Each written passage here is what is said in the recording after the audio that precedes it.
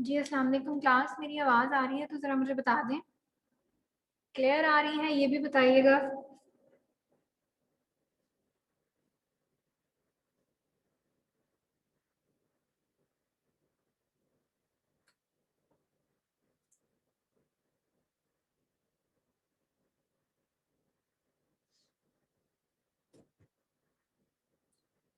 चलें ठीक है, अगर थोड़ी सी स्लो आ रही है तो अपनी जो वॉल्यूम्स है वो ऊंचा रखिएगा।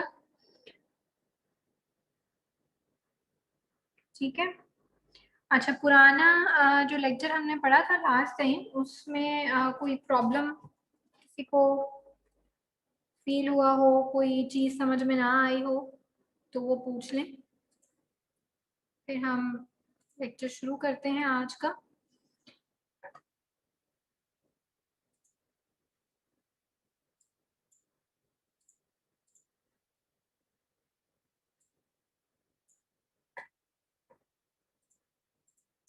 आज हमने फर्दर चीज़ों को आगे लेके चलना है। हम पेरिफेरल नर्व इंजरीज पढ़ रहे हैं, उसी को ही हम आगे कंटिन्यू करेंगे।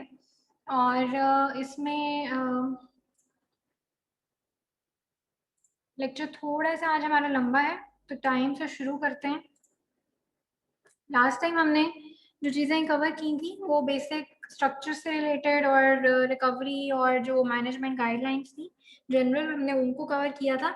आज हम स्पेसिफिकली जो आपकी मस्कुलोस्केलेटल से रिलेटेड नर्व इम्पेयरमेंट्स हैं, नर्व फंक्शन इम्पेयरमेंट, उनको डिस्कस करते हैं। उसमें हमारे पास थोरेसिक आउटलेट सिंड्रोम है, कार्पल टनल सिंड्रोम है, अल्नर नर्व कंप्रेशन है, कॉम्प्लेक्स रीजनल पेन सिंड्रोम है। ठीक है, ये चीज़ें आज हम डिस्कस करेंगे। सबसे पहले हम थोरेसिक आउटलेट सिंड्रोम की बात करते हैं।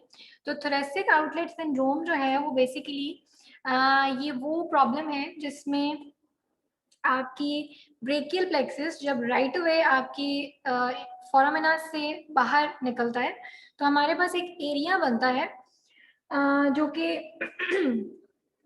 जिसको हम आउटलेट कहते हैं। वो थोरेसिक के एरिया में है, उसको हम आउटलेट बोलते हैं, थोरेसिक आउटलेट। ये वो पर्टिकुलर एरिया है जहाँ पे नर्व्स की इंजरी की या कंप्रेशन के जो चांसेस है वो बहुत ज़्यादा हैं। मतलब नर्व कंप्रेशन की जो ससेप्टेबिलिटी है वो काफ़ी हाई है।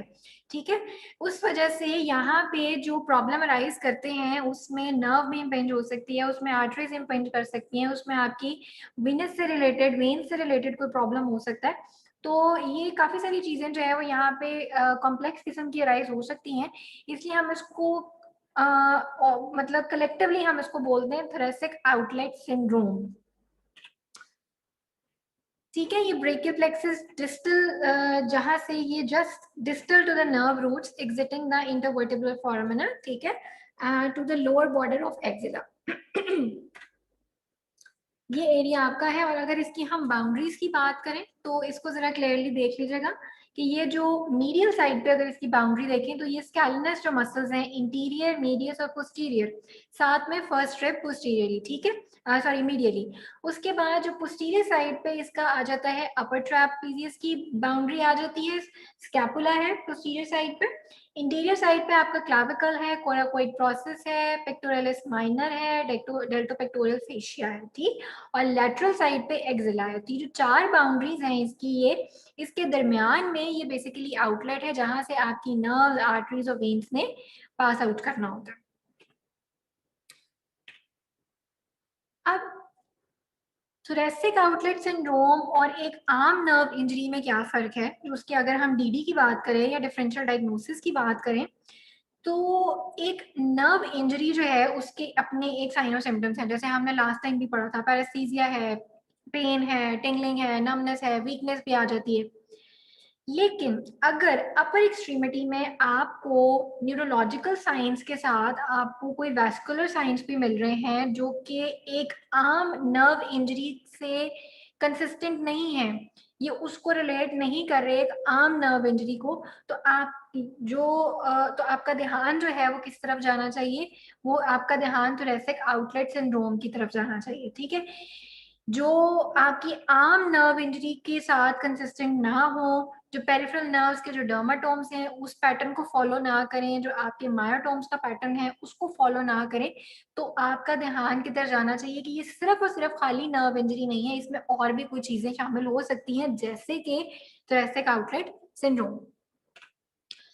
अब इसके जो साइन और सिम्टम्स हैं उसमें पेन है, पैरेसीजिया है, नमनेस है, वीकनेस है, डिस्कलरेशन। अब डिस्कलरेशन एक ऐसी चीज है जो कि नर्व्स के साथ रिलेटेड नहीं है, ठीक है, इसका आर्टरी के साथ लिंक है। पल्स की वीकनेस हो सकती है। मोटर फंक्शन जो चलो ठीक है आपका आ जाएगा, नर्व की वजह से है। गैंग्रीन हो सकता है, अल्सरेशन है, रेनॉल्ड्स फिनोमेना, ये सारी चीजें आपकी आर्टरी से रिलेटेड हैं, ठीक।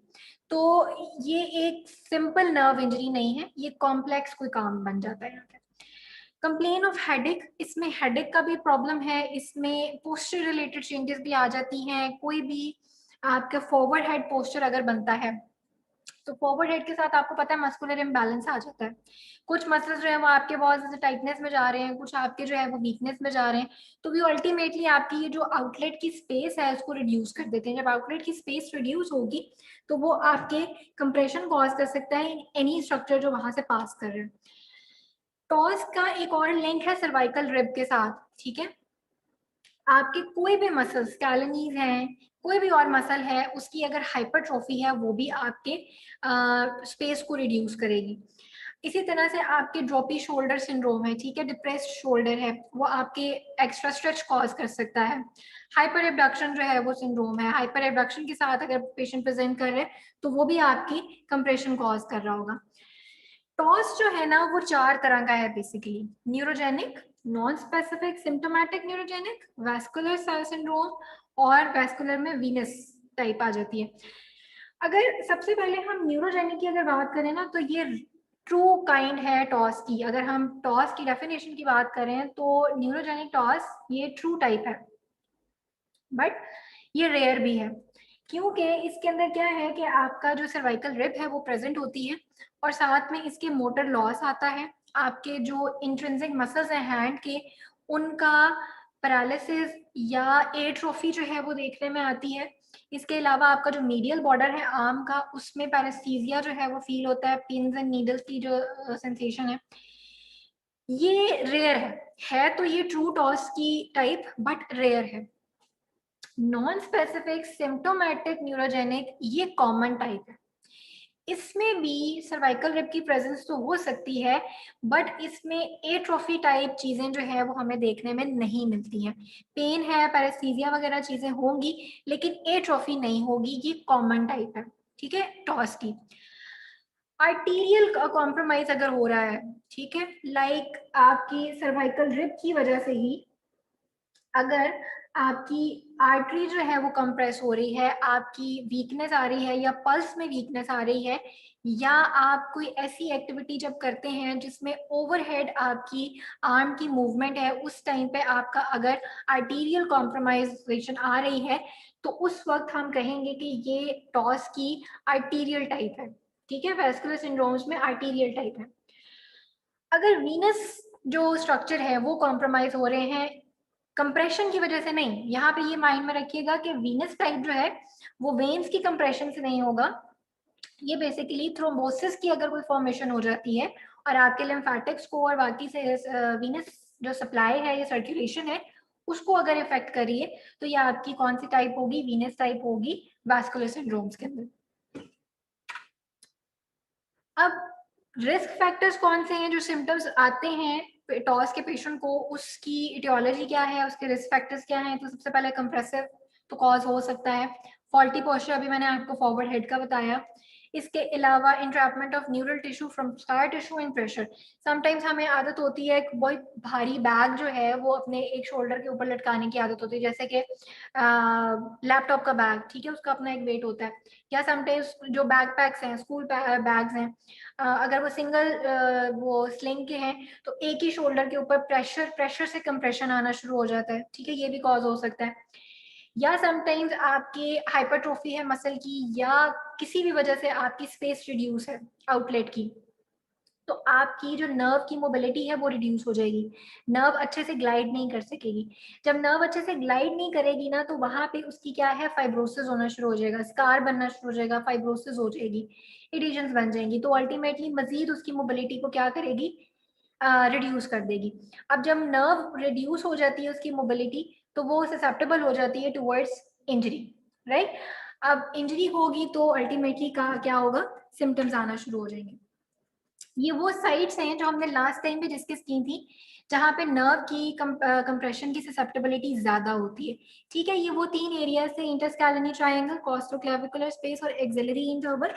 अगेन इसको डिस्कस कर लेते हैं। ये ट्रायंगुलर एरिया आपका इंटरस्कैलेनी ट्रायंगल था, कोस्टोक्लेविकुलर क्लेविकल और फर्स्ट रिब के दरमियान में, और फिर एक्सिलरी जो इंटरवल है उसके दरमियान में आपकी जो नर्व है कहीं पे भी इम्पेंज कर सकती है। ये सारा एरिया बेसिकली आपका आउटलेट का ही एरिया है। तो यहाँ पे किसी भी किस्म का कंप्रेशन आएगा, स्पेस रिड्यूस होगी, तो पेशेंट को सिम्टम्स अराइज होंगे।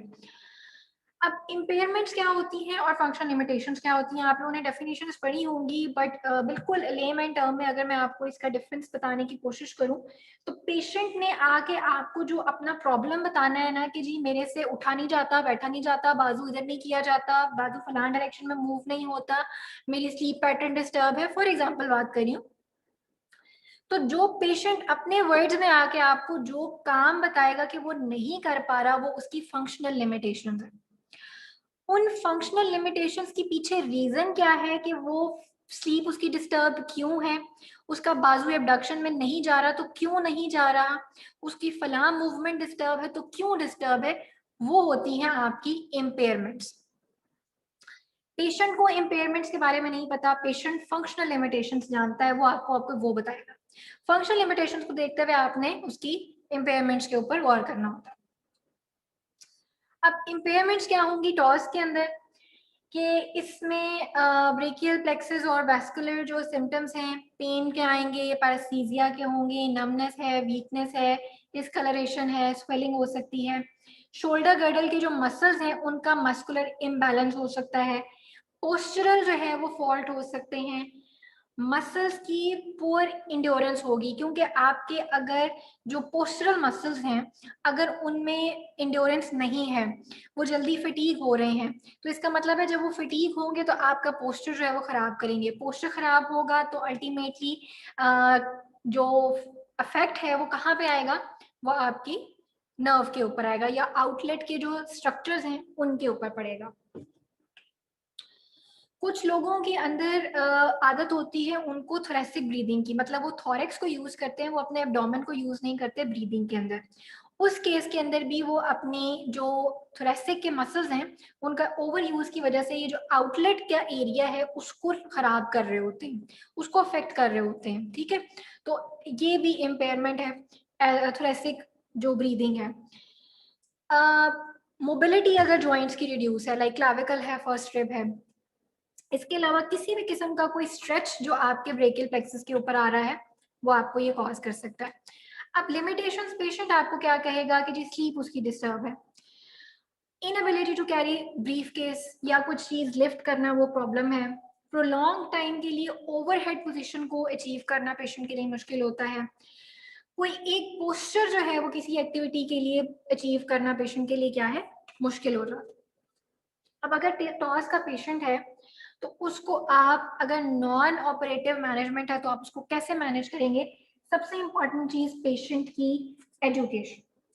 अब पेशेंट की एजुकेशन किस लिहाज से इंपॉर्टेंट है, वो इस लिहाज से इंपॉर्टेंट है कि आपने पेशेंट को ये बताना है कि कौन से ऐसे काम है करने से जो कि आपकी पेन को प्रोवोक करेंगे, और कौन से ऐसे काम है जो कि आपकी पेन को रिलीव करेंगे। तो आपने उन कामों को अवॉइड करना है। लेट्स से अगर किसी को ओवरहेड काम करने में पेन आना शुरू हो जाता है तो आप उसको कहेंगे कि फला फला काम आपने जो ओवरहेड करने वाले हैं वो आपने नहीं करना है।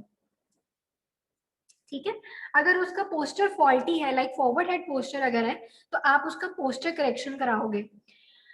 न्यूरोलॉजिकल टिश्यूज जो नर्व है अगर वो इट सेल्फ मोबाइल नहीं है, उसकी ग्लाइडिंग नहीं हो रही है, तो आप ऐसी टेक्निक्स जो है वो यूज करेंगे जो कि नर्व की मोबिलाइजेशन की टेक्निक्स हैं। ये हम इंशाल्लाह लैब वर्क में ये इसको प्रोड्यूस करेंगे और आप देखिएगा कि जो ये टेक्निक्स हैं ये आपकी नर्व को क्या करेंगे, ग्लाइड करती हैं। अब नर्व ग्लाइड होगी तो वहां पे उसकी रिस्ट्रिक्शन कम होगी और आपके सिम्टम्स कम होंगे। वो एरिया के जो ज्वाइंट्स हैं, लाइक क्लाविकल है आपका, जो फर्स्ट रिब है, शोल्डर गर्डल है, स्कैपुला है, इनको आप अगर ये रिस्ट्रिक्शंस है तो आप उसको थ्रू ज्वाइंट मोबिलाइजेशन आप उसको रिजॉल्व करोगे। मसल पावर जो है उसकी या परफॉर्मेंस है उसको बेहतर करोगे। जो लाइक फॉरवर्ड हेड के अंदर भी आपके कुछ मसल्स वीकनेस में होते हैं, आप उनको स्ट्रेंथन अप करोगे। पोस्चरल मसल्स की आपको इंड्योरेंस ट्रेनिंग कराने की जरूरत है, ठीक है। इंड्योरेंस ट्रेनिंग आपको पता है क्या है, कि फटीग को रेजिस्ट करने के लिए आप उसमें क्या करते हैं कि इंटेंसिटी को रिड्यूस रखते हैं, रेपिटेशंस को मैक्सिमम रखते हैं। ब्रीदिंग पैटर्न अगर ऐसे पेशेंट का है तो आप उसको एब्डोमिनल ब्रीदिंग की तरफ लेकर आएंगे कि आपका जो एब्डोमेन है उसको यूज करे, डायफ्राम को यूज करे, ना कि सिर्फ थोरेसिक को। पेशेंट को आपने फंक्शनल करना है, जो अल्टीमेट आपका गोल है। अच्छा, नेक्स्ट हमारे पास जो प्रॉब्लम आ जाता है that is carpal tunnel syndrome. Carpal tunnel syndrome basically एक स्पेस है कार्पल बोन्स के अंदर, जहां से जो कि डॉर्सली आपकी कार्पल बोन्स होती है और वोलरली यानी पाम वाली साइड पे आपका फ्लेक्सर रेटिनाकुलम है। इसके दरमियान में जो स्पेस बनती है वहां से आपके टेंडेंस पास करते हैं, वहां से आपकी मीडियन नर्व पास करती है। तो कोई भी ऐसी चीज जो कि आपकी कार्पल टनल की स्पेस को रिड्यूस करती है, चाहे वो एडीमा है, चाहे वो इन्फ्लेमेशन है, चाहे वो किसी किस्म का टेंडन शीथ की इन्फ्लेमेशन है, या आपकी टेंडनाइटिस है, टेंडन्स की इटसेल्फ स्वेलिंग है, या कोई रेपिटेटिव वर्क है, कोई ऐसी आप सस्टेन एक्टिविटी करते हैं कंटिन्यूस टाइम के लिए, कोई आपका पोस्चर ऐसा रहता है जैसे कि ऑफिस वर्कर्स के अंदर हाइपर एक्सटेंशन रहती है रेस्ट के ऊपर, ठीक है। तो ये सारी चीजें आपको स्वेलिंग कॉज कर सकती हैं, आपकी स्पेस को रिड्यूस कर सकती हैं और अल्टीमेटली आपकी नर्व के ऊपर कंप्रेशन को बढ़ा सकती हैं। या फिर कोई लोकल ट्रॉमा भी हो सकता है यहाँ पे, ठीक है। आपकी ओवर यूज, बेसिकली ये कार्पल टनल जो है ना वो आपका ओवर यूज है, यानी आपका जो रिस्ट की मूवमेंट्स हैं उनको ज्यादा करना, रेपिटेटिवली करना, उसकी वजह से कार्पल टनल सिंड्रोम हो जाता है। या आपका जो है वो डायरेक्ट ट्रॉमा भी हो सकता है, जैसे मैंने लास्ट टाइम बात की थी आपसे लैसरेशन की, सुसाइड के केसेस के अंदर लैसरेशन का केस है, नर्व कट गई है, तो वो डायरेक्ट ट्रॉमा का केस आ जाता है। समटाइम्स आपकी जो है वो रिस्ट की जो बोन्स है, कार्पल बोन्स है, उसकी डिसलोकेशन हो गई है, ऑस्टियोआर्थराइटिस का केस हो सकता है। सिस्टमेटिक फैक्टर्स भी इसके अंदर इन्वॉल्व है, यानी आपकी बॉडी के अदर सिम्टम्स लाइक प्रेगनेंसी के अंदर जो है ना वो ये कार्पल टनल का केस कॉमन है। क्यों कॉमन है? बेसिकली ये रीजन है कि हार्मोन्स का जो चेंज है वो बहुत एब्रप्ट हो रहा होता है आपकी प्रेगनेंसी के अंदर। तो उस टाइम पे या वाटर रिटेंशन जो है वो प्रेगनेंसी के अंदर ज्यादा होती है, तो वो कार्पल टनल जो है आपकी स्पेस वहां पे रिड्यूस होने के चांसेस बढ़ जाते हैं। रूमेटाइड आर्थराइटिस में आपकी एडिमा के केसेस, स्वेलिंग वगैरह रहती है। डायबिटीज में आपकी जो है वो टेंडेंस के अंदर इन्फ्लेमेशन या एडहेजन्स बन जाती हैं ड्यू टू ज्यादा जो आपके शुगर का कंटेंट है ब्लड के अंदर। तो हर वो चीज जो आपकी कार्पल टनल स्पेस को रिड्यूस कर सकती है वो आपको कार्पल टनल सिंड्रोम की तरफ लेके जा सकती है, आपकी मीडियन नर्व को कंप्रेस कर सकती है, और मीडियन नर्व आगे जहां हैंड के जिस जिस एरिया वो सप्लाई कर रही है वहां पे उसके सिम्टम्स आना स्टार्ट हो जाते हैं। ऑकवर्ड रेस्ट पोस्चर्स लाइक जो अभी हम बात कर रहे थे ऑफिस वर्कर्स में, जिस तरह से कंप्रेशन जो है वो रहे फ्लेक्शन या एक्सटेंशन के अंदर, तो वो भी आपकी कंप्रेशन कॉज कर सकता है। एग्जामिनेशन में हिस्ट्री बड़ी इंपॉर्टेंट है। आप लोगों ने एससीपी जो है वो पढ़ना शुरू कर दी होगी है, आप लोगों को आइडिया होगा कि हिस्ट्री जो है वो किसी भी चीज की इवैल्यूएशन और असेसमेंट में सबसे इंपॉर्टेंट फैक्टर है। हिस्ट्री आपको 70 to 80% आपका डायग्नोसिस जो है वो बना देती है, क्योंकि उसमें आपको पता ये चलता है कि प्रॉब्लम शुरू कब हुआ, कैसे हुआ, मोड ऑफ इंजरी क्या था, किस तरह से स्टार्ट हुआ, किन चीजों से होता है, किन चीजों से रिलीव होता है, ये सारी चीजें जो है ना वो आपको हिस्ट्री बताती है। तो हिस्ट्री बड़ी इंपॉर्टेंट है। सेकेंडली इसमें जो पॉजिटिव क्लिनिकल फाइंडिंग्स हैं आपके सिम्टम्स और आपके जो टेस्ट हैं मस्कुलोस्केलेटल के, डेफिनेटली आप लोगों ने बायोमैकेनिक्स में पढ़े होंगे। लाइक टीनल साइन है। टीनल साइन क्या होता है? अगर आप नर्व को उस पर्टिकुलर जगह पे टैप करें और उससे टैप करने से सिम्टम्स जो है वो बढ़ जाएं, तो ये उसका टीनल साइन पॉजिटिव होता है कि नर्व इंजर्ड है। फेलेंस टेस्ट यहाँ पे है आता है, जिसमें आप हाइपरफ्लेक्स जो है वो पोजीशन जो है वो रखते हैं दोनों हैंड्स की, रिस्ट्स की, और वो कंटिन्यूस थोड़े टाइम के लिए रहता है, और अगर पेशेंट के सिम्टम्स प्रोवोक करते हैं तो अगेन आपका ये पॉजिटिव साइन है। Loss of 2 point discrimination, patient को 2 पॉइंट डिस्क्रिमिनेशन जो है वो नहीं कर पाता। लाइक जो मीडियन नर्व है उसका जो कोर्स है, वहां पे अगर आप 2 पॉइंट्स पे पेशेंट को एट अ टाइम स्टिमुलस दें तो वो किसी एक को सेंस कर सकेगा, दूसरे को सेंस नहीं कर पाएगा। ये आपकी सेंसरी लॉस है एक तरह का, ठीक है, ये एक प्रॉब्लम है। तो पेशेंट क्या है, 2 पॉइंट डिस्क्रिमिनेशन नहीं कर पाता। एसोसिएटेड एरियाज क्लियर करने जरूरी हैं, जैसे कि अब मीडियन नर्व में जो आपका थिनार एमिनेंस है उसको देखना जरूरी है कि उसकी कोई एट्रोफी या उसमें कोई इम्बैलेंस, कोई कमी पेशी तो नहीं हो रही है। Double crush injury, carpal tunnel syndrome जो है ना वो एक तरह की डबल क्रश इंजरी है। इसको जरा समझ लीजिएगा कि what is double crush injury. Sometimes ऐसा होता है कि जहां पे इंजरी हुई है पेशेंट को सिम्टम्स उस इंजरी एरिया से डिस्टली आ रहे होते हैं। फॉर एग्जाम्पल कार्पल टनल की बात को हटके अभी हम पहले टॉस की अगर बात कर लेते हैं। टॉस आउटलेट सिंड्रोम है ना, ठीक है। आउटलेट के अंदर आपकी नर्व के ऊपर कंप्रेशन आया, ठीक, वहां से जो ब्रेकियल प्लेक्सस थी वहां गुजर रही, वहां पे कंप्रेशन आया, लेकिन पेशेंट आपको प्रेजेंट कर रहा है कार्पल टनल के साथ। टॉस और कार्पल टनल जो है ना वो अक्सर कंफ्यूज हो जाते हैं इस वजह से कि हमारे पास पेशेंट सिम्टम लेके आता है हैंड के अंदर, हम कार्पल टनल सिंड्रोम समझ के उसको ट्रीट करते रहते हैं, बट उसको फर्क नहीं पड़ रहा होता। क्यों? क्योंकि जो असल कॉजेटिव एरिया है वो है आपका आउटलेट। तो अगर प्रॉब्लम इस तरह से अराइज करे कि जहां पे इंजरी हुई है साइन एंड सिम्टम्स आपको उससे डिस्टल एरिया में जाके आ रहे हो, उससे ऐसी इंजरीज को कहते हैं double crush injury. Positive area के ऊपर भी पेन सिम्टम्स हैं और उससे डिस्टली भी आपको जो है वो सिम्टम्स आ रहे हैं, तो इसको हम कहेंगे डबल क्रश इंजरी, ठीक है। तो ये टॉस के केस के अंदर होता है जो कि प्रेजेंट करता है कैसे, डबल क्रश इंजरी में एज अ कार्पल टनल। तो आपने इसको डिफ्रेंशिएट करना यहाँ पे जरूरी है। अब इसमें जो साइन एंड सिम्टम्स हैं,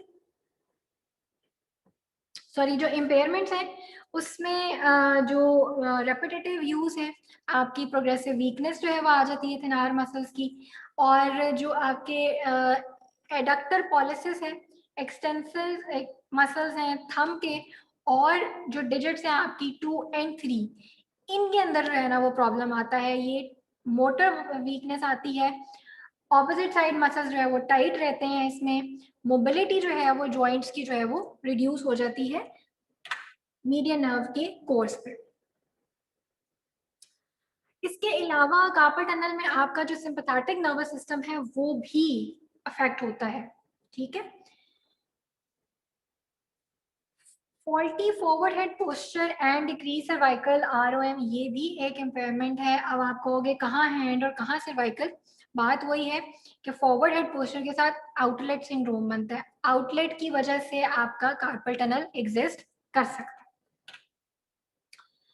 पेशेंट आके आपको क्या कहेगा कि उसकी जो फाइन मूवमेंट्स हैं, लाइक थंब की टिप को बाकी फिंगर्स की टिप के साथ टच करना, ठीक है, जिसको हम ऑपोजिशन भी मूवमेंट कहते हैं, ये नहीं हो पाती है।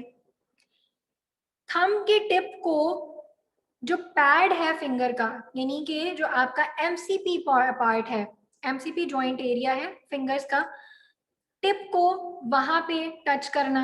जैसे हम जो तस्बीह पढ़ते हैं ना नमाज के बाद, आम कॉमन है हम फिंगर्स के ऊपर जो है वो तस्बीह पढ़ रहे होते हैं, तो हम पहले टिप को टच करते हैं, फिर दरमियान वाले पे आते हैं, फिर हम सबसे लास्ट वाले जो फेलिंग्स का जो लाइन बनती है, हम एमसीपी जॉइंट की लाइन उसको टच करते हैं। ये टिप टू पैड मूवमेंट है, पेशेंट ये नहीं कर पाएगा। ठीक है, हो सकता है आपको आके वो कंप्लेन ही ये करे कि मेरे से तस्बीह नहीं पड़ी जाती जब मैं उंगलियों पे पढ़ रहा हूँ। पैड टू पैड एक्टिविटीज नहीं है, लाइक थंब के पैड को फिंगर्स के पैड के साथ टच करना, फाइन मूवमेंट है ये पेशेंट से करना मुश्किल होती है। ठीक है, पेशेंट कंप्लेन करेगा कि मैं उस एरिया को यूज नहीं करता जहां पे सेंसेशन कम है, और कुछ ऐसी एक्टिविटीज उससे नहीं की जाती जो कि प्रोवोकिंग है, तो वो पेन की वजह से रेपिटेटिव मूवमेंट्स वगैरह वो नहीं कर पाता। अब ऐसे पेशेंट को आपने ट्रीट कैसे करना? सबसे पहले तो अगर आप नॉन ऑपरेटिव की बात कर रहे हैं तो आपने प्रोटेक्ट करना है नर्व को थ्रू स्प्लिंट्स। स्प्लिंट्स अगर मैं आपको उसकी पिक्चर दिखा देती हूँ, हम इस तरह के स्प्लिंट्स यूज करते हैं ताकि पेशेंट को जो है वो रिलीफ मिले और नर्व जो है वो फर्दर इंजरी से प्रोटेक्ट हो।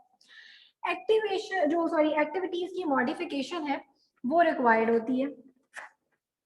कौन सी एक्टिविटीज करनी है, कौन सी एक्टिविटीज नहीं करनी है, जो आपको एक्टिविटीज प्रोवोक कर रही हैं आपको जरूरत है कि आप उनको ना करें। लाइक रिस्ट की जो मूवमेंट्स रेपिटेटिव मूवमेंट्स हैं, आप ऑफिस वर्कर है, आप माउस यूज कर रहे हैं तो आप माउस पैड के साथ यूज करें जो कि रिस्ट पैड्स जिसमें अवेलेबल होते हैं, ताकि कंप्रेशन से आप बच सकें। ठीक है, रिस्ट्रिक्टेड जॉइंट्स को मोबिलाइज करने की जरूरत है। आपके कार्पल जो बोन्स हैं उसमें जो छोटे छोटे से जॉइंट्स बनते हैं उनको आपको मोबाइल करने की जरूरत पड़ती है ताकि आपकी मोबिलिटी रहे, तो आप अच्छे से उसको टैकल कर सकें सिम्टम्स को। मस्कुलर जो परफॉर्मेंस है उसको इम्प्रूव करने की जरूरत है। अब मसल परफॉर्मेंस हम कैसे बेहतर कर सकते हैं? सबसे पहले हम multiple angle muscle setting exercises से शुरू करते हैं। मसल सेटिंग आप लोग पढ़ के आए हो कि जो बिल्कुल मिनिमम रेजिस्टेंस के साथ ना होने के बराबर जो रेजिस्टेंस होती है उसके साथ जो एक्सरसाइजेस होती हैं उनको रेजिस्टेड एक्सरसाइजेस उनको हम कहते हैं मसल सेटिंग।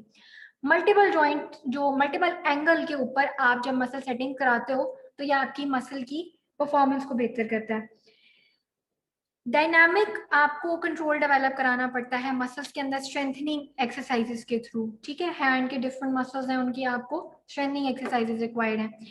आपको इंड्योरेंस रिक्वायर्ड है इसके अंदर, क्यों? क्योंकि ये रेपिटेटिव यूज से ये प्रॉब्लम अराइज करता है।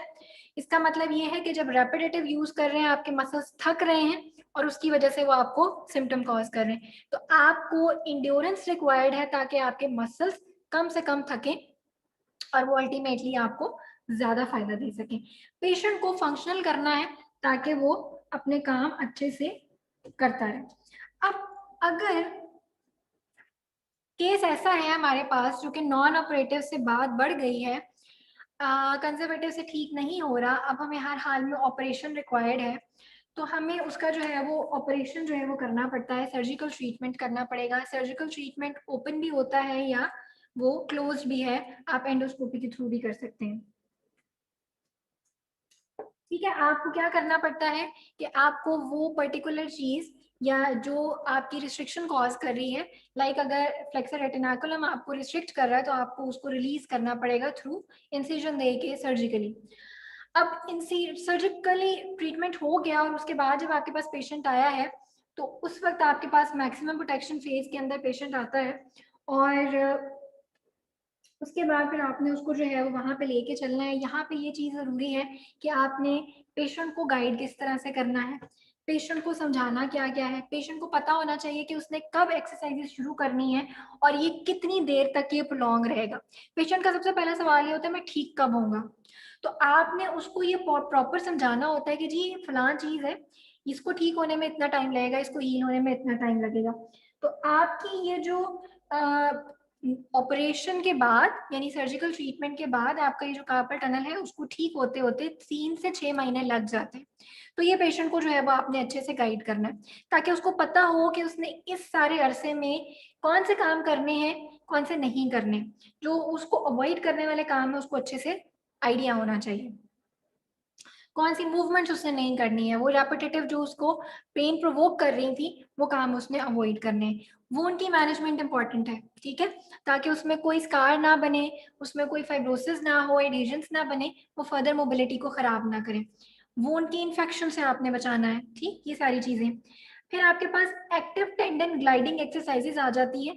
टेंडन की ग्लाइडिंग एक्सरसाइजेज से होता क्या है कि आपकी जो मोबिलिटी है वो बेहतर होती है।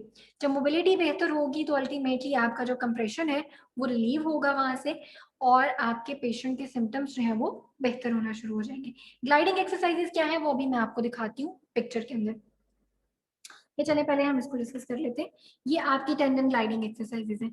ये आपकी जो 5 पोजीशंस हैं बेसिकली, ये पोजीशंस हम अडॉप्ट करते हैं। स्ट्रेट आपकी हैंड है, पहले हम इसको देख लेते हैं पोजीशंस को, उसके बाद मैं आपको बताऊंगी कि ये करते कैसे। सेकेंड पोजीशन है that is hook fist, hook की फॉर्म में फिस्ट बनना, लाइक ये सारे जो जॉइंट्स हैं वो 90-90 के ऊपर होंगे, राइट। देन आपकी फुल फिस्ट है जिसमें कंप्लीट फ्लेक्शन है, हर जॉइंट के ऊपर complete flexion, complete fist. Then straight fist, straight fist में आपके सिर्फ एमसीपी जो जॉइंट्स है इनके ऊपर फ्लेक्शन होगी, बाकी जॉइंट्स आपके क्या होंगे, स्ट्रेट रहेंगे। सॉरी बाकी नहीं, ये सिर्फ आपका ये जो डिस्टल जॉइंट है ये आपका स्ट्रेट रहेगा, न्यूट्रल रहेगा, बाकी के ऊपर नहीं फ्लेक्शन रहेगी। देन आपके पास प्लेटफॉर्म पोजीशन आ जाती है जिसको हम टेबल टॉप पोजीशन भी कहते हैं। ये कुछ इस तरह की है जिसमें सिर्फ एमसी के ऊपर जो है वो एमसीपी के ऊपर आपकी फ्लेक्शन है, बाकी आपके दोनों जॉइंट्स न्यूट्रल पे रहेंगे।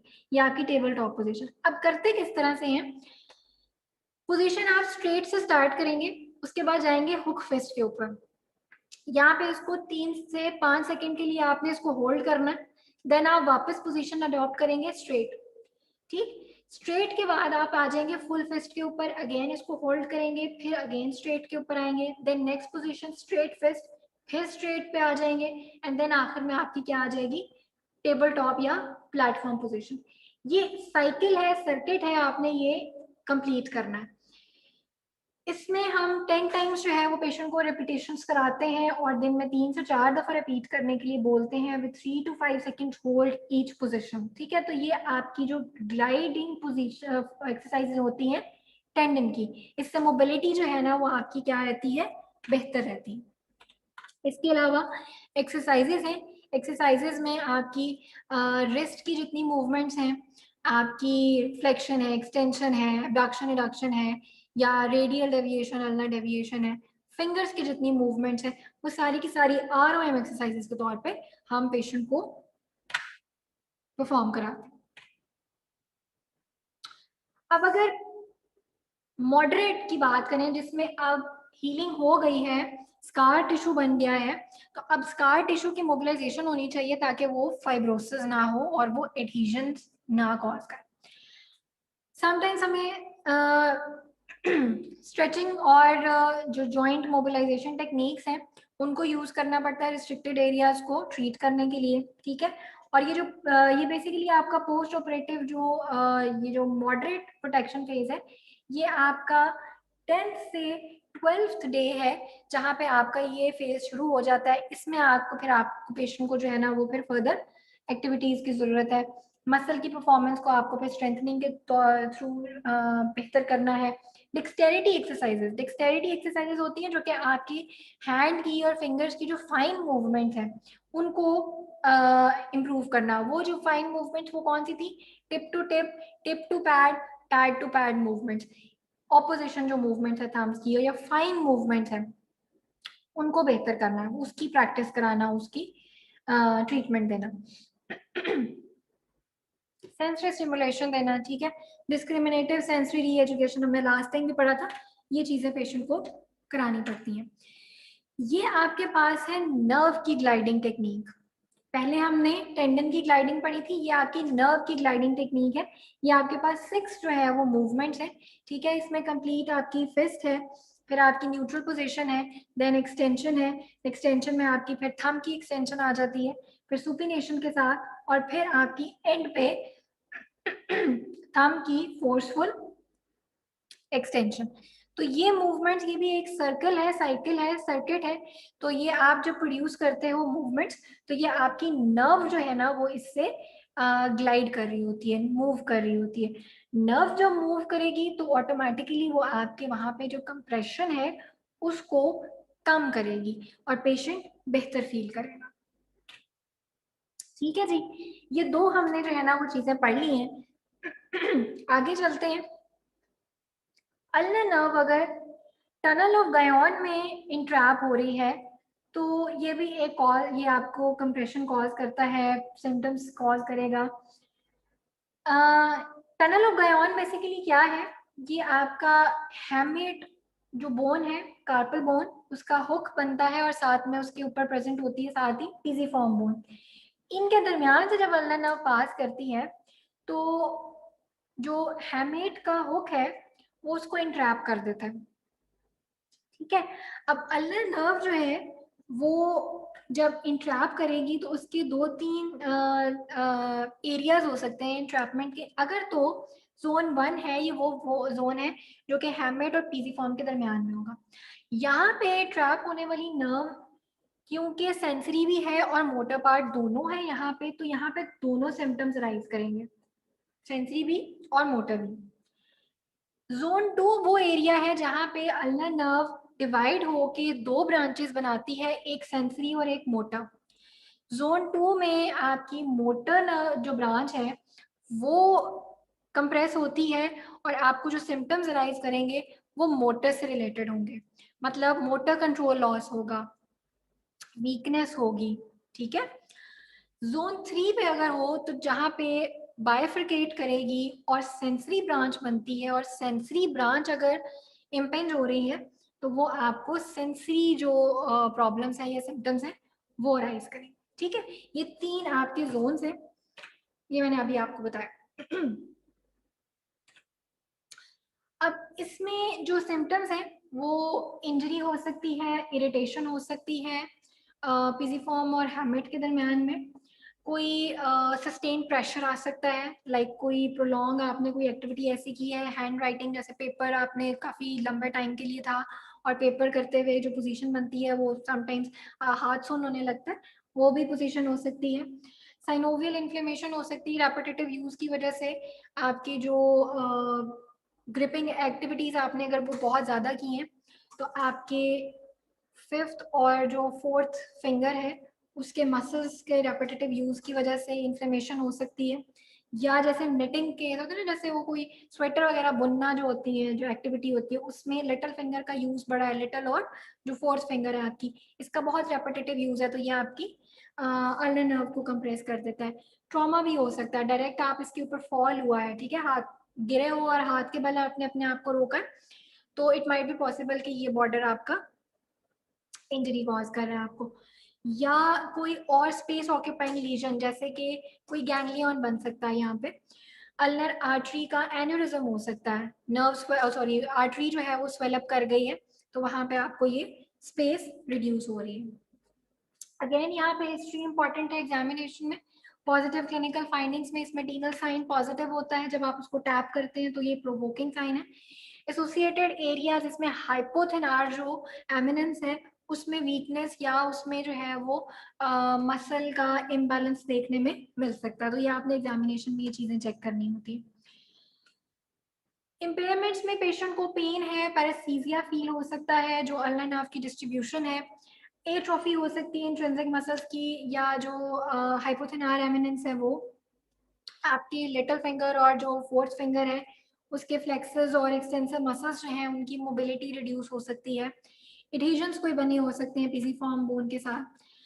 पेशेंट आके आपको कंप्लेन ये करेगा कि जी उसकी जो फिस्ट है ना या जो ग्रिप है उसकी स्ट्रेंथ अच्छी नहीं है, फटीग उसको जल्दी हो जाती है, हाथ उसके थक जाते हैं जब वो ज्यादा काम करता है रेपिटेटिव काम के साथ। कोई भी गोल चीज या सिलेंड्रिकल शेप की जो चीज अगर पेशेंट हाथ में पकड़ने की कोशिश करता है तो उसकी फिस्ट प्रॉपर नहीं बनती, स्ट्रेंथ प्रॉपर नहीं होती, होल्डिंग प्रॉपर नहीं है। और जो एक्टिविटीज अल्नर नर्व के सिम्टम्स को प्रोवोक करती है ना, पेशेंट वो आके कंप्लेन करेगा कि जी ये काम करते हुए मुझे पेन होता है या मुझसे काम किया नहीं जाता। ठीक है, ये उसकी एक्टिविटीज की लिमिटेशन। अब नॉन ऑपरेटिव जो इसका मैनेजमेंट है ये जस्ट लाइक सीटीएस है, कार्पल टनल सिंड्रोम, पेशेंट की एजुकेशन, आपकी ग्लाइडिंग एक्सरसाइजेस, नर्व की ग्लाइडिंग, टेंडन्स की ग्लाइडिंग, आपकी मसल की परफॉर्मेंस को बेहतर करना, स्प्लिंट्स को यूज करना, ठीक है, ये सारे चीजें हम इस मैनेजमेंट के अंदर भी सेम हम यही काम करें, ठीक है। लेकिन समटाइम्स आपको सर्जिकल भी इसका ट्रीटमेंट देना पड़ता है।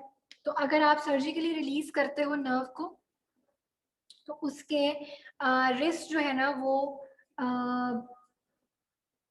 3 to 5 days के लिए हम उसको इमोबिलाइज रखते हैं, और उसके बाद फिर हम सिंपल जेंटल ROM एक्सरसाइज से स्टार्ट करते हैं, और फिर उसको हम फर्दर प्रोग्रेस करते हैं, जस्ट लाइक CTS। जैसे CTS के गाइडलाइंस में हमने सर्जिकल ट्रीटमेंट की मैनेजमेंट पढ़ी, सेम उसी तरह से हम उसको लेके चलेंगे अल्ना नर्व को, ठीक है। बस सिर्फ फर्क यहाँ पे ये है कि यहाँ पे अल्ना नर्व की जो है वो मोबिलाइजेशन होगी, वहां पे हम मीडियन की कर रहे हैं,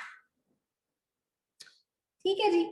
लास्ट हमारे पास रह गया जो प्रॉब्लम है, that is complex regional pain syndrome या कोजेल्जिया। अब ये क्या चीज है, ये भी आपके कॉम्प्लेक्स किस्म का जो है वो प्रॉब्लम है, नर्व से रिलेटेड ही प्रॉब्लम है। रिफ्लेक्स सिंपैथेटिक डिस्ट्रोफी अगर है, ठीक है, सिंपैथेटिक डिस्ट्रोफी साथ में रिफ्लेक्स इसमें है, अगर हम उसको हम क्लासिफाई हमने किया है as an complex regional pain syndrome 1 कहते हैं। ये सिंड्रोम है, इसमें काफी सारी चीजें इन्वॉल्व है, अभी आगे डिस्कस करते हैं क्या। और जो कोजेल्जिया हम पढ़ रहे हैं, इसको हमने क्लासिफाई किया है as an complex regional pain syndrome 2, ठीक है। दो तरह के सिंड्रोम्स हैं, सिंड्रोम 1 और सिंड्रोम 2। रिफ्लेक्स सिंपैथेटिक डिस्ट्रोफी को हम सिंड्रोम 1 कहते हैं, और कोजेल्जिया को हम कहते हैं सिंड्रोम 2। अब ये है क्या चीज, this is a grouping of complex painful syndrome that develop as a consequence of trauma affecting the extremities with or without an obvious nerve lesion।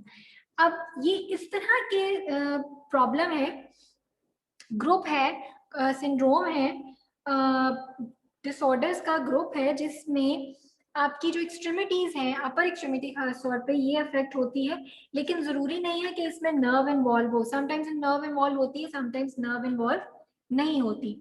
ये इस तरह का जो है वो प्रॉब्लम है, खास तौर पे हैंड्स इसमें बड़े ज्यादा अफेक्ट होते हैं। पुराने नाम इससे रिलेटेड जो इससे सिनोनिम्स यूज होते थे, वो शोल्डर हैंड सिंड्रोम भी इसको हम कहते थे, सडेक्स एट्रोफी भी इसका नाम है, कोजेल्जिया भी हम इसको कहते हैं, पोस्ट ट्रॉमेटिक डिस्ट्रोफी भी है, रिफ्लेक्स न्यूरोवास्कुलर डिस्ट्रोफी भी हम इसको कहते हैं, ट्रोमेटिक एंजियोस्पाज्म और वेजोस्पाज्म भी हम इसको नाम बोलते हैं।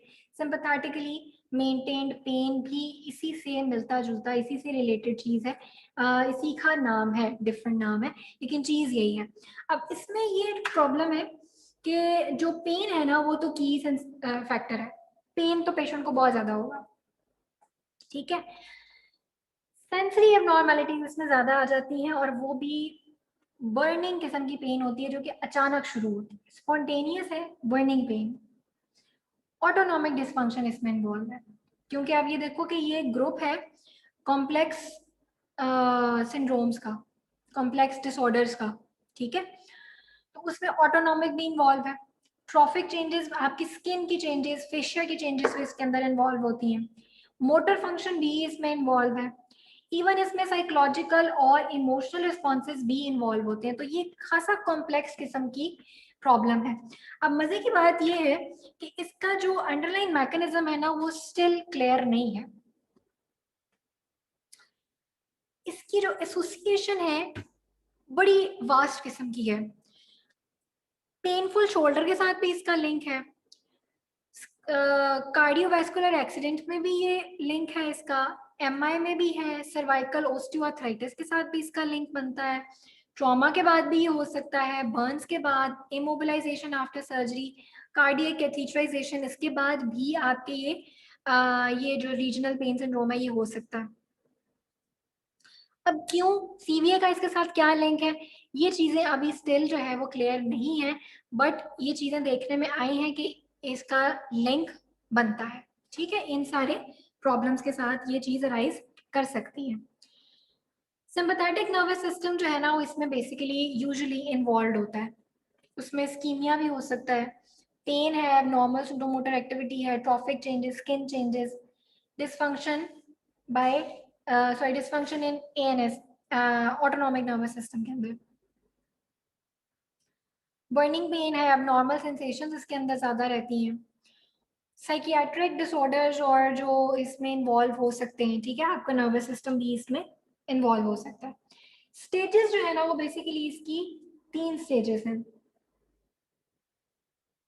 Stage 1, stage 2 and stage 3। Stage 1 ऐसी स्टेज है जो कि रिवर्सिबल है और ये बेसिकली वेजोडाइलेशन की फेज है। इसमें ज़्यादा जो इम्पोर्टेंट चीज़ है ना वो वेजोडाइलेशन हो रही होती है। 3 वीक से 6 मंथ्स तक ये प्रोलॉन्ग कर सकती है, लास्ट कर सकती है। पेन इसमें बड़ा इंपॉर्टेंट फैक्टर है, बड़ा ज़्यादा पेन है। और वेजोडाइलेशन, हाइपरहाइड्रोसिस, स्वेटिंग ज़्यादा, स्वेटिंग का ताल्लुक किसके साथ है? एएनएस के साथ। एएनएस क्योंकि इस प्रॉब्लम के साथ जो है वो लिंक है, तो आपका हाइपरहाइड्रोसिस हो सकता है इसमें। वार्मथ, हीट ज़्यादा जनरेट होती है।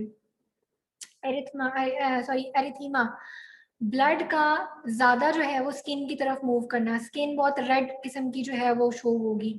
नेल ग्रोथ ज़्यादा है। एडीमा, जब ब्लड सप्लाई वेजोडाइलेशन ज़्यादा होती है तो उसके साथ एडीमा भी हो जाता है, ठीक है, परमेबिलिटी ज़्यादा होने की वजह से। स्टेज 2 जो है ना वो डिस्ट्रोफिक है या वेजो कंस्ट्रिक्शन की है, जिसमें ब्लड सप्लाई जो है ना वो कंस्ट्रिक्ट हो रही है, वो रिड्यूस हो रही है। और ये स्टेज जो है वो आपकी अगेन 3 से 6 महीने के लिए जो है वो लास्ट कर सकती है, स्टेज 2 भी। बर्निंग पेन होती है इसके अंदर भी। कोल्ड वेदर में जो है ना वो ये ज़्यादा जो है वो एग्जेसरबेट कर जाती है, मतलब बढ़ जाती है, क्योंकि कोल्ड जो वेदर है उसके अंदर ऑलरेडी वेजो कंस्ट्रिक्शन आपकी सुपरफिशियल एरियाज के ऊपर हो रही होती है, स्किन के ऊपर, तो ये उसको कॉम्प्लेक्स कर देती है, कॉम्प्लिकेट कर देती है, बढ़ा देती है चीज़ों को, ठीक है। जो थर्ड स्टेज है वो है आपकी एट्रोफिक स्टेज। एट्रोफिक के अंदर आपकी जो पेन है वो बढ़ जाती है, इवन इसमें ओस्टियोपोरोसिस भी जो है वो होना शुरू हो जाता है। आपकी मसल की वेस्टिंग इसमें नजर आनी शुरू हो जाती है। और ये स्टेज जो है ना वो इवन ईयर्स तक जो है वो लास्ट करती है, मतलब प्रोलॉन्ग स्टेज है, और अच्छा खासा जो है ना वो फिर इसमें आपको नुकसान देती है फिर ये चीज।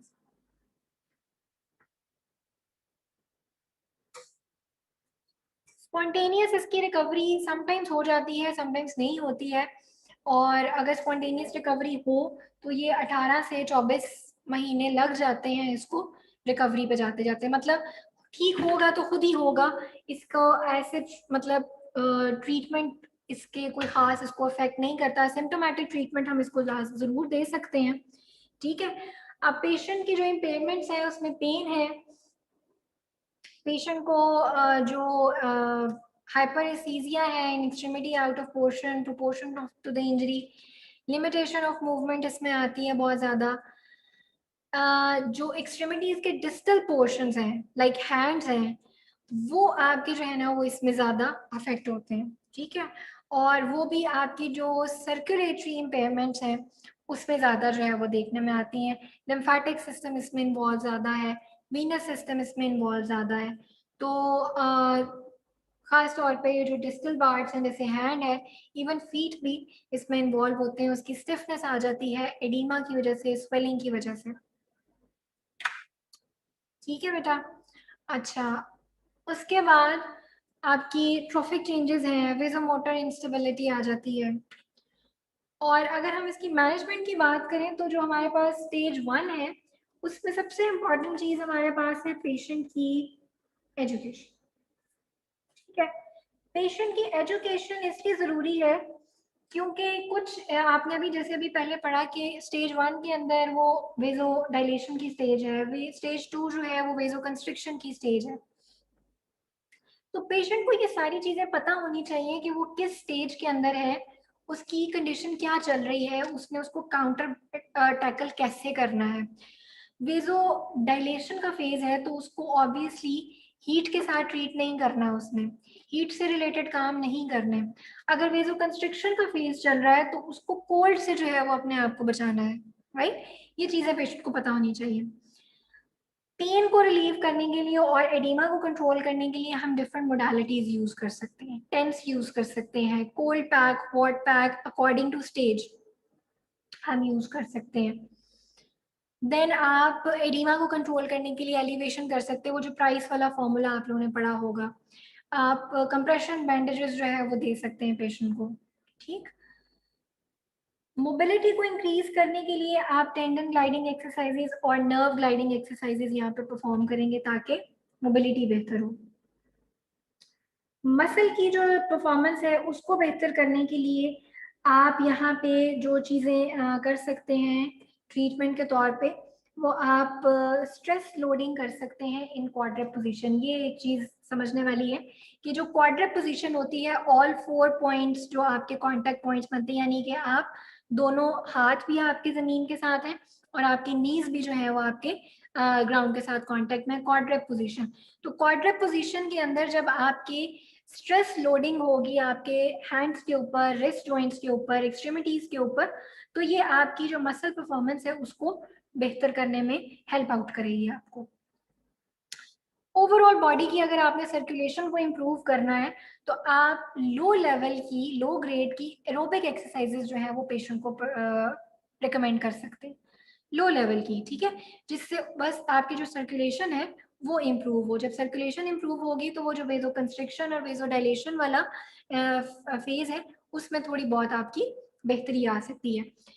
एरिया को डिसेंसिटाइज करना जरूरी है, ठीक है, क्योंकि जब आप रिकवरी में जा रहे होते हो तो नर्व सेंसिटाइज होती है, उसको डिसेंसिटाइज करना जरूरी है through different texture objects, surfaces different आप रखते हो डिफरेंट टेक्सचर्स की, और उनके साथ पेशेंट को क्या करते हो आप स्टिमुलस दे के तो डिसेंसिटाइज करते हो उस पर्टिकुलर एरिया को।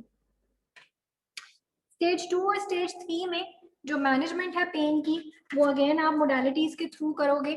इसमें मोडालिटीज जो है वो प्रायर टू ट्रीटमेंट भी हो सकती है या ड्यूरिंग ट्रीटमेंट भी आप मोडालिटीज का यूज कर सकते हो। लाइक टेंस है, टेंस आप ड्यूरिंग ट्रीटमेंट यानी ड्यूरिंग एक्सरसाइजेस भी आप टेंस लगा सकते हो।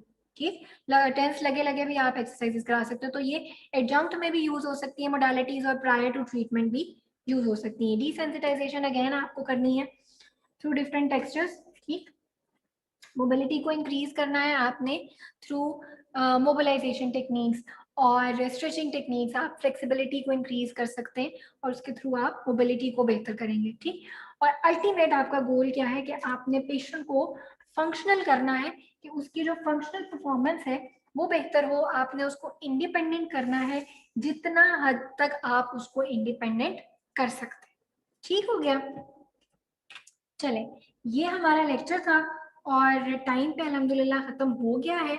इसमें से बेटा कोई चीज नहीं समझ आई भी तो वो आप मेरे से पूछ लीजिए, अदरवाइज फिर हम इसको नेक्स्ट लेक्चर पे कंटिन्यू करेंगे।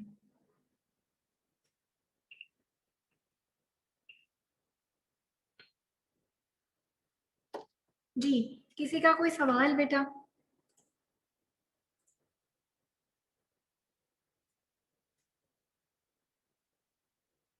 डिसेंसिटाइजेशन का बता देती हूँ। डिसेंसिटाइजेशन बेटा होती है आपकी जो नर्व जब रिकवर कर रही होती है ना, तो वो कुछ स्टिमुलसेस के लिए बहुत ज्यादा सेंसिटाइज हो जाती है, तो हमें उसको क्या करना पड़ता है, डिसेंसिटाइज करना पड़ता है, और हर तरह के स्टिमुलस के लिए उसको हमें एक्टिवेट करना पड़ता है, उसको रीट्रेन करना पड़ता है, री एजुकेट करना पड़ता है। हम क्या करते हैं कि डिफरेंट टेक्सचर्स जो हैं वो पेशेंट को फील कराते हैं, डिफरेंट सर्फेसेस हम उसको फील कराते हैं। लाइक आप गौर करेंगे यहाँ पे टेबल है, टेबल का टेक्सचर कुछ और होगा, मेरे पास पेन है, पेन का टेक्सचर कुछ और है, बुक का टेक्सचर कुछ और होगा, मोबाइल का टेक्सचर कुछ और है। हमने पेशेंट को हर तरह का टेक्सचर, हर तरह का सरफेस फील कराना होता है, उससे उसकी री एजुकेशन होती है, ब्रेन तक सिग्नल्स जाते हैं और वो डिफरेंट ऑब्जेक्ट्स को जो है ना वो सेंस करने के लिए रीट्रेन होता है, और किसी एक स्टिमुलस के लिए जो वो सेंसिटाइज हुआ है वहां से उसकी सेंसिटाइजेशन कम होना शुरू हो जाती है। कॉम्प्लेक्स रीजनल पेन सिंड्रोम बेटा मैंने आपको बताया कि अब मैं उसको सारा तो रिपीट नहीं कर सकती हूँ, आप इसको स्लाइड्स में पढ़िएगा कि ये ग्रुप है कॉम्प्लेक्स डिसऑर्डर्स का, उसमें एक्सट्रीमिटीज इन्वॉल्व हैं, आपका एएनएस इन्वॉल्व है, आपका सर्कुलेशन इन्वॉल्व है, तो ये सारी चीजें जो है वो आपकी इस सिंड्रोम में आ जाती हैं।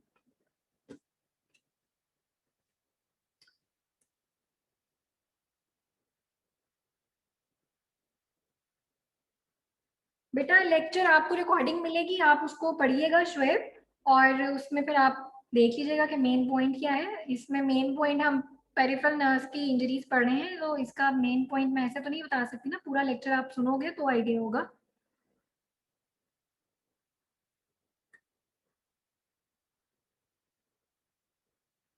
लेक्चर्स आपका ये जो कोर्स है ना बेटा, ये वैसे ही लेंथी है, ठीक है, तो जरा अपनी हिम्मत थोड़ी सी बांधिए, क्योंकि थेरेपेटिक एक्सरसाइजेस 2 में डिटेल्स बहुत हैं, ठीक है, तो लेंथी है, इसलिए जरा इसको अच्छे से ग्रैब करने की कोशिश करें।